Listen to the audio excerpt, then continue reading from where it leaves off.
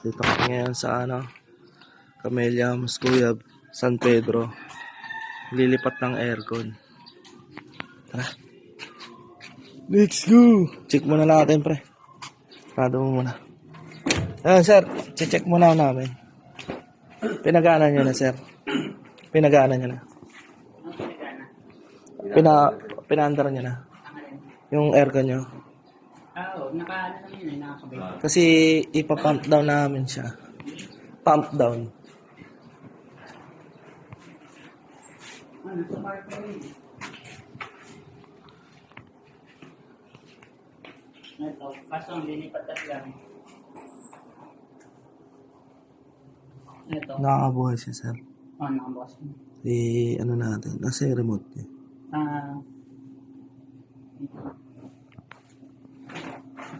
Pwedeng tingnan nyo muna yung sa kabila, yung lilipatan, para makita nyo kung ano gagawin.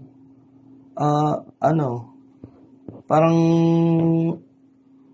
pag sa paglilipatan, ayun, madali naman namin, Hindi, maano yung kwarto dun nasa gitna siya ng bahay. Pero Tingnan muna nandiyan lang natin. naman. Tara, sige, sir. Lahat lang. Pang-apat na bahay lang dito. Kasi ito, sir, ito yung ano yun, di ba bintana lang yung pinaganoan? Bintana, yung likod nun, yun na yung ano niya. Lalakarin lang na, sir. Lalakarin lang. Tingnan natin. Yung pagkakabitan. Yung likod nun, sir, nandun na yung ano niya. Yung tawag ba, yung nasa labas? Outdoor, sir. O yung pag-lunch Condenser.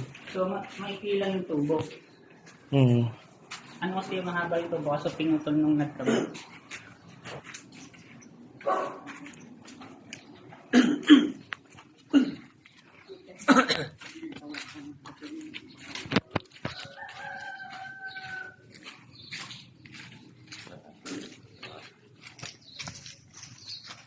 Hindi ko alam kung Ano, sir? pero baka dito rin kasi Malayo, sir. Nakarating ka na sa iyong destinasyon. Pag titignan namin kung may copper tube kami dyan. Pag bibili pa kami. Ano ba yun? Diyan lang naman yan, eh. Sinong sasagot ng copper tube? Ako ba sasagot nun or kayo? Kasi, sir, sa lipat namin, kung ano yung materialis nyo, yun yung lilipat namin. Kung magdadagdag, mag-additional kayo doon, sir. Kano mo yung copper tube? Malaka yun. Sir, 350 per 1 HP lang yan, Ayun, mga 350 per feet. Ano bang doon? Ang aircon ba meron siyang maximum na yung sa copper tube? Meron siyang maximum na Pero ang standard po ng kasi 10 feet. Yun ang pinaka sumobra doon, pangit na ganun.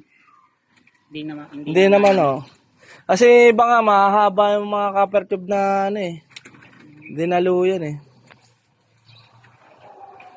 Bali dito Kung kailangan pero kailangan pwede naman siyang dagdagan, sir. Ito itong kwarto na to.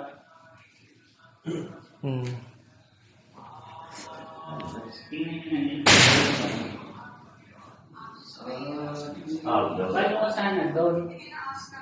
Dyan, sir.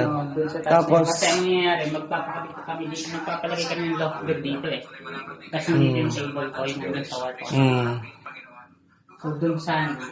Pero ano ba sana, saan ba mas maganda? Kasi eto, wala to, hiligid na to pagarihan, yung kabilang bahay yan, yung kabilang bahay din.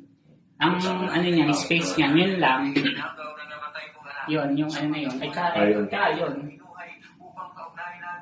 Sa labas. Kaya, sabi ko sa inyo, papacheck ko mga. saan nyo ilalagay yung outdoor nyo, sir? Yun nga hindi ko nga alam kung saan mas maganda